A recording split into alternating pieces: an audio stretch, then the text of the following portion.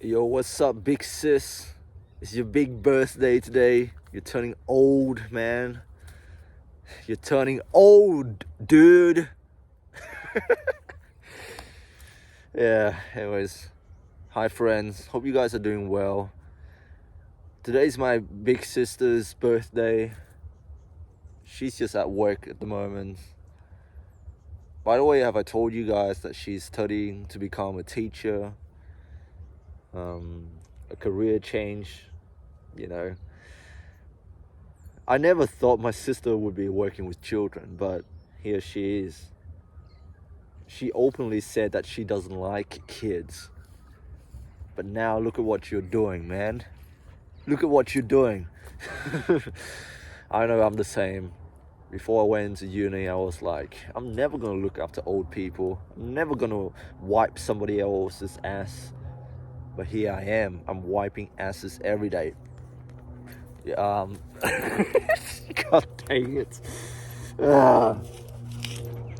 By the way, that's not all I do. I don't just wipe asses all day and giving people showers.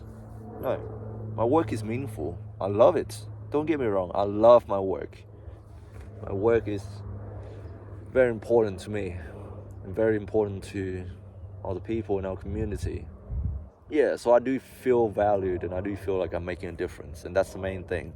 If your work doesn't make you feel excited, if your work doesn't motivate you to get out of bed every morning, and well, it doesn't have to be that severe, you know. Your work doesn't have to be your entire life, but if it doesn't give you anything back, then why are you still doing it? The reason why I'm still putting up with all this crap, with all this verbal abuses, and people not appreciating me, and managers, and no, not my managers. Personally, my manager is wonderful. If you're watching this, and I know HR is monitoring this, my manager is wonderful. I love my coworkers.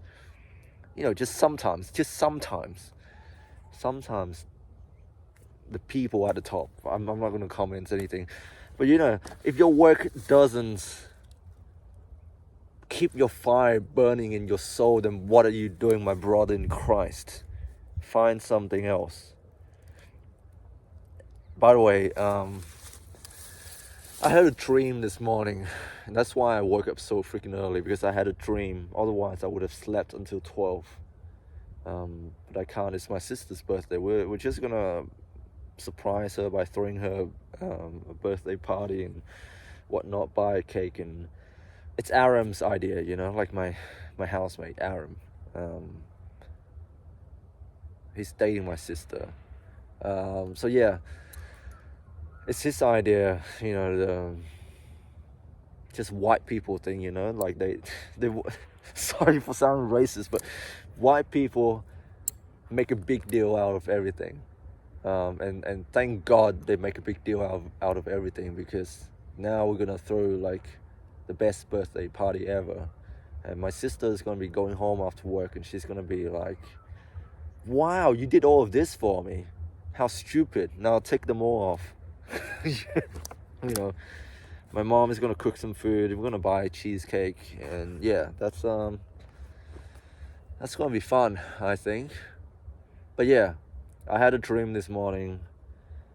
I was in class again in high school, and I was showing everybody in class a movie. I don't know why I'm doing that, but apparently it's a movie that the whole class got to be studying about. So I went up there, I put my USB into the computer, and I played the movie.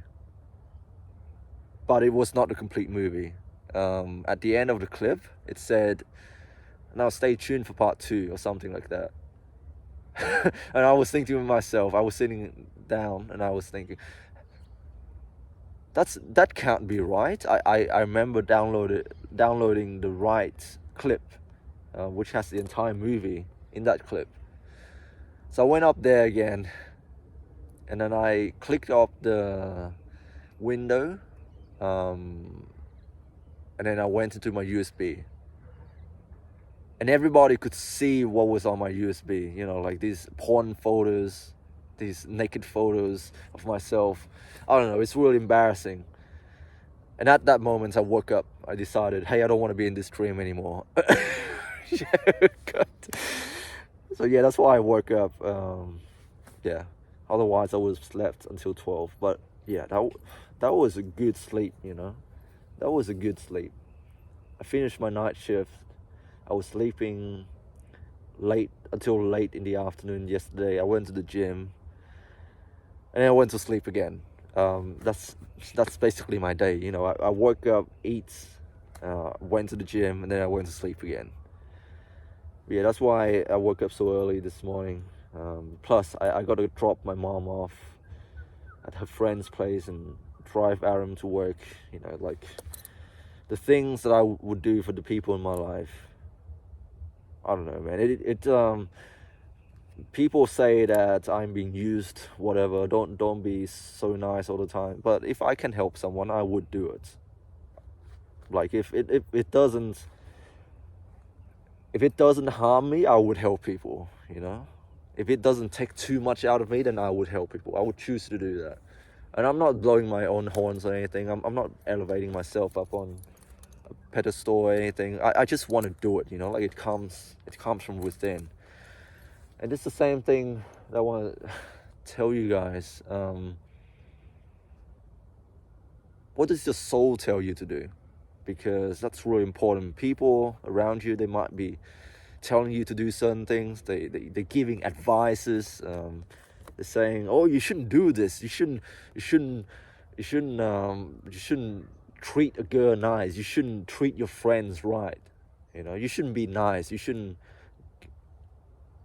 shouldn't accommodate others and give up a little bit of yourself, because you know you got to think about yourself. You got to think what is the best for me, and screw what everybody else is saying."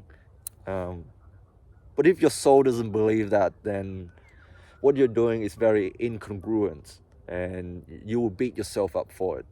I know I would, because people around me are telling me not to be so nice, not to put others first, and do all of these things. But then my soul is telling me, you got to be there for others, you know? You got to be there. So that's what I'm doing. I'm going completely against everybody else's advice. Don't be nice to girls. Don't be nice to guys. Yeah. What else do I want to talk about today before I end the clip? Oh, yes. You know the girl that I talked about in my last video? Yeah, she finally got married, and that was the clearest sign to me that someone has moved on. And I feel so freaking free. It's like a big boulder has been lifted from my shoulders. I don't know about you guys, but I have this terrible habit. This strange phenomenon keeps happening to me, and that is, I keep stalking the people that I had a romantic interest in the past, even though they have clearly signaled to me that they are not interested in me. They might have rejected me. They might have told me, I'm not looking for anything right now. I'm focusing on myself. You know, all of these bullshit excuses for not wanting to be in a relationship with me. I keep stalking them because I believe that I still had a chance with them. You know, there's no, as long as they are still single, as long as I can still see that they are single on their profile, or if they're still on the dating apps or whatever, and I still think I have a chance with them. And that's a very toxic mindset to have, because once they have told you that they're not interested, you should cut your ties and cut your losses and move on. That's the best way to do about it. Block them if you have to, but I don't do that. I don't believe in blocking them, but maybe I should, because I don't know, like I feel like if the stars in the universe align or whatever, and I run into them again, then I want to make sure that they are doing well. I don't know why I think like this. But sometimes I do check up on them. Like I don't talk to them, you know, like, but I check up on them. I see how, if we have mutual friends, and I ask them how is X and X is doing. If they are on my socials, and I would check on them and see the photos, and yeah, that's why I still remain friends with a lot of the girls that I've dated. But yeah, this one girl in particular, I think it was my first love. I told you guys about her. She finally got married to that guy, to that Canadian guy that, yeah, she went to Canada and she met this guy, and they're now married and happily married. They just posted a photo on her social. So yeah, that was the clearest sign to me that she's moved on, and I'm now rid of her. You know, like I'm not attached to her anymore. She's married. I can't be stalking her no more.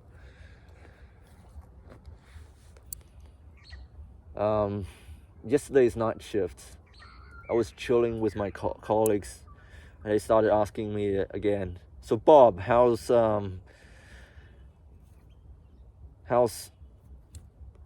going to med school going? Because I told them I was thinking about going to med school, but that's not the case anymore. I've changed my mind. So one was asking me, so how's what are you still going to med school? How's that going? And I told them I changed my mind. I don't want to do that anymore. It's not worth it. I'm not gonna waste another half a decade studying and then still being a pleb after finishing school, going to GP land, doing some more studies to specialize, and to become somewhat